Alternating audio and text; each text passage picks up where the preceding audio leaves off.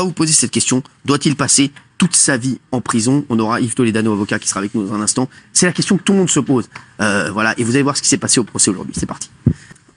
Nordal Lelandais doit-il passer toute sa vie en prison? Merci Yves Toledano d'être avec nous. Qu'est-ce que vous en pensez ici autour de la table? Ah voilà, il y a Gilles Verdès qui dit non. Guillaume. Et Guillaume, j'entends. Ton fils. Yves Toledano, que risque Nordal Lelandais alors? Alors, ce qu'il faut bien comprendre, c'est qu'en France, la prison à vie n'existe pas. C'est un concept qui n'existe pas ici.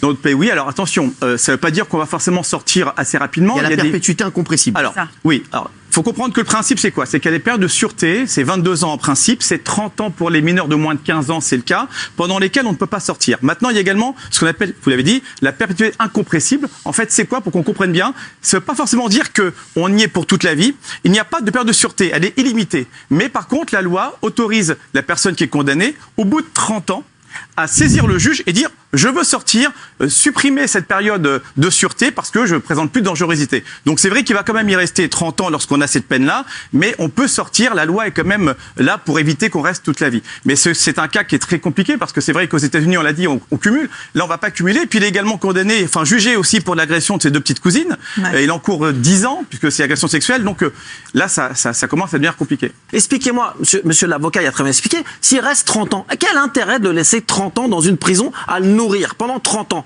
Quel intérêt? Quel intérêt? Il a tué déjà un adulte. Et vous avez dit, il a eu des histoires avec ses petites cousines. Il a tué déjà une personne. Il retue encore une deuxième personne et on va le laisser en prison, on va lui donner à bouffer pendant 35 ans. Et il sort dans 35 ans. Yves Toledano, c'est un procès historique. Hein. Oui, c'est un procès historique. D'ailleurs, c'est 3 semaines de débat, ce qui n'est pas forcément habituel. Il y a 250 journalistes.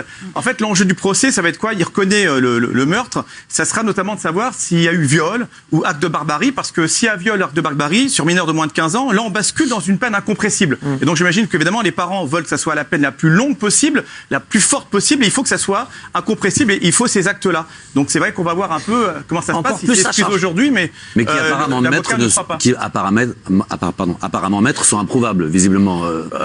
Aujourd'hui, malheureusement, le corps a été découvert 6 mois après, on ne peut pas le prouver, mais les parents espèrent que ça sortira des débats. Ils espèrent maintenant aujourd'hui, à part les excuses qu'il a formulées auxquelles ils ne croient pas beaucoup, les parents, c'est qu'il va parler et qu'il va dire exactement ce qui s'est passé et que la vérité va sortir. Tout le monde dit que c'est un taré, ça s'entend largement, mais ils ont également, en même temps que leur peine, un suivi, ils sont traités, entre guillemets.